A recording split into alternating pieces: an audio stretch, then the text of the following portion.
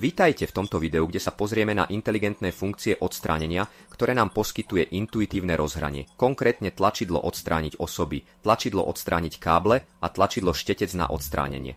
V tomto príklade na fotografii stlačíme tlačidlo odstrániť osoby, aby sme odstránili osoby, ktoré sú na pozadí našej fotografie.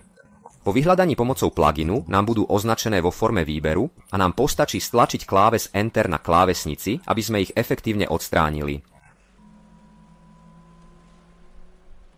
Na tejto konkrétnej fotografii sa pokúsime o niečo komplikovanejšie kvôli početným osobám v pomerne zložitej scéne. Stlačíme tlačidlo na odstránenie osôb a počkáme, kým sa osoby na pozadí identifikujú.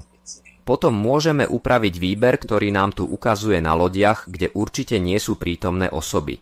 Takže my, presúvajúc sa myšou do oblasti hore, vyberieme menej, presunieme sa do oblasti, ktorá nás zaujíma a odstránime výber bez osôb. Rovnakým spôsobom, ak sa presunieme hore a stlačíme plus, môžeme pridať časti do výberu, takže môžeme pridať všetky osoby, ktoré neboli pluginom rozpoznané.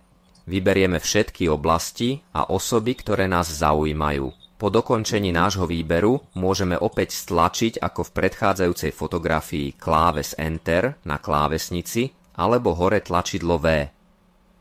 V tejto ukážkovej fotografii sa naopak pokúsime o tlačidlo na odstránenie káblov. Stačí nám stlačiť tlačidlo a počkať na vyhľadávanie pluginom. Na rozdiel od tlačidla určeného na odstránenie osôb nám neukáže výber, ktorý by sme mohli dodatočne upraviť, ale priamo odstráni všetky káble, ktoré dokáže rozpoznať na danej scéne. Teraz sa pozrieme na zložitejší príklad kvôli hustej sieti káblov prítomných na fotografii, takže po stlačení tlačidla na odstránenie káblov počkáme na ich odstránenie, potom môžeme opraviť prípadné drobné chyby. Tu hore si všimnem, že časť kábla nebola rozpoznaná, takže môžeme stlačiť tlačidlo na odstránenie štetcom a manuálne ho vybrať, aby sme ho odstránili.